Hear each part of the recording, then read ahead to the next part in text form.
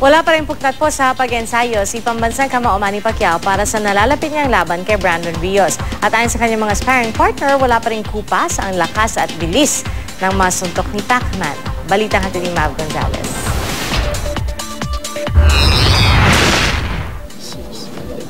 May panibagong sparring partner si People's Champ Manny Pacquiao, si Dan Nazareno Jr. ng Pampanga. Sa kabuoang 3 round, naging agresibo ang dating Pan Asian Boxing Association Light Welterweight Champion. May laban din si Nazareno sa Nobyembre kaya nasa fighting form din siya. Ngunit sa second round, pinatikim na raw siya ng pambansang kamao ng mga pamatay na suntok sa muka. Mabilis na kamay si Manny Pacquiao talaga. Malakas, speed nandun, kompleto. Hindi pa rin nawawala. Nakadalawang round din sa sparring si Pacman laban kay Frederick Lawson.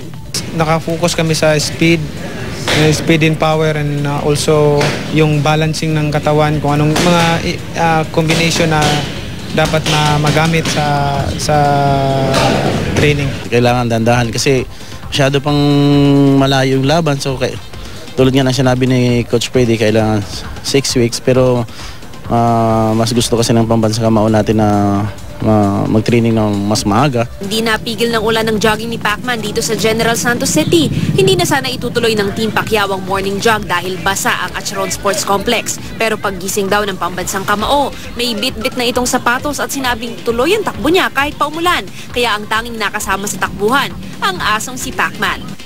Mav Gonzalez, GMA News.